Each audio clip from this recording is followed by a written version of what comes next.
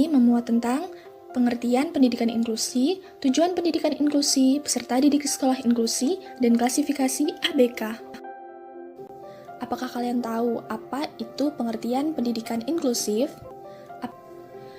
Menurut Permendiknas nomor 70 tahun 2009 pasal 1 menyatakan pendidikan inklusif didefinisikan sebagai sistem penyelenggaraan pendidikan yang memberikan kesempatan kepada semua peserta didik yang memiliki kelainan dan memiliki potensi kecerdasan dan atau bakat istimewa untuk mengikuti pendidikan atau pembelajaran dalam lingkungan pendidikan secara bersama-sama dengan peserta didik pada umumnya.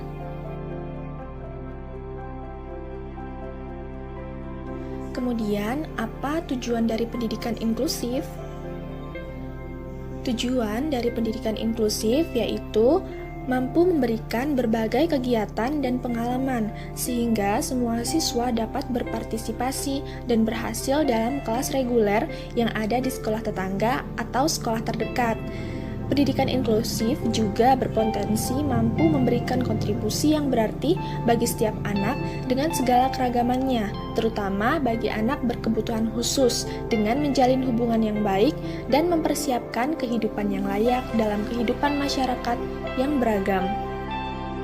Berikut ini adalah tujuan pendidikan inklusif secara lebih rinci menurut Peraturan Menteri Pendidikan Nasional Nomor 70 Tahun 2009 Pasal 2, yaitu tujuan pendidikan inklusif adalah untuk pertama, memberikan kesempatan yang seluas-luasnya kepada semua peserta didik yang memiliki kelainan fisik, emosional, mental, dan sosial atau memiliki potensi dan atau bakat istimewa untuk memperoleh pendidikan yang bermutu sesuai dengan kebutuhan dan kemampuannya.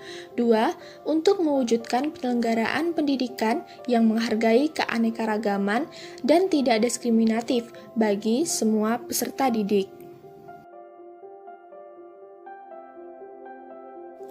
Lalu, bagaimanakah peserta didik pada pendidikan inklusif?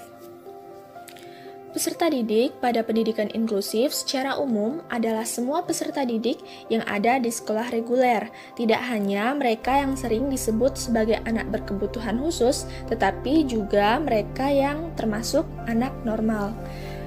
Anak berkebutuhan khusus adalah anak yang secara signifikan bermakna mengalami kelainan, masalah, dan atau penyimpangan, baik fisik, sensor motoris, mental intelektual, sosial, emosi, perilaku, atau gabungan dalam proses pertumbuhan atau perkembangannya dibandingkan dengan anak lain seusianya, sehingga mereka memerlukan pelayanan pendidikan khusus.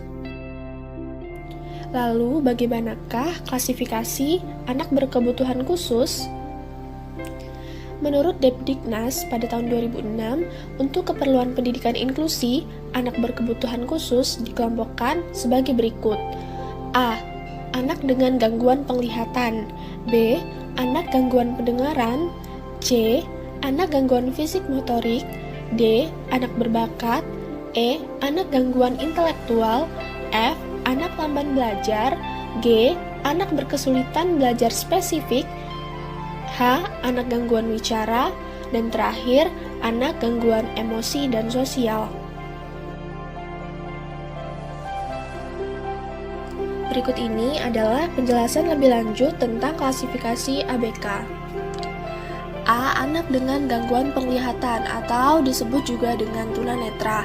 Anak dengan gangguan penglihatan mempunyai karakteristik sebagai berikut.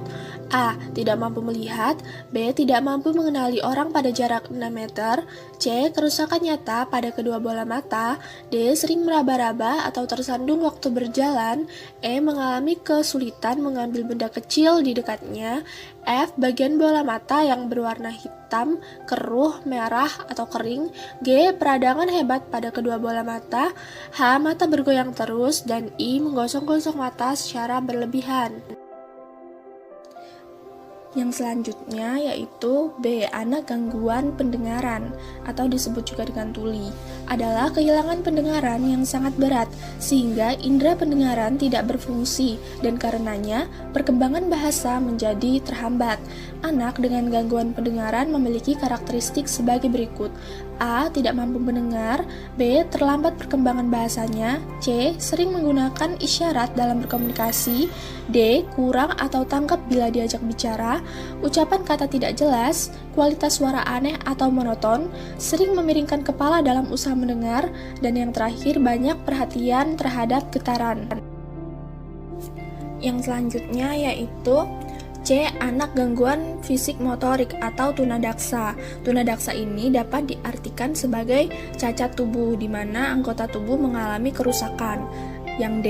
Anak berbakat atau anak yang punya kelebihan, misalnya tingkat intelektual yang lebih tinggi dibandingkan teman seusianya.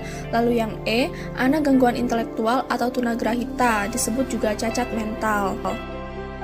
Yang selanjutnya yaitu adalah F. Anak lamban belajar, merupakan anak yang mengalami keterlambatan dalam berpikir saat belajar. G. Anak gangguan bicara, ini disebabkan oleh gangguan pendengaran dan rusaknya organ bicara, misalnya lidah. I. Anak gangguan emosi dan sosial adalah anak yang mengalami kesulitan dalam penyesuaian diri dan bertingkah laku sesuai dengan norma-norma yang berlaku. Jadi, dapat ditarik kesimpulan bahwa pendidikan inklusif memiliki peran yang sangat penting, yaitu untuk menjamin hak setiap orang agar mendapatkan pendidikan, menghilangkan diskriminasi terhadap anak berkebutuhan khusus, dan meningkatkan mutu pendidikan.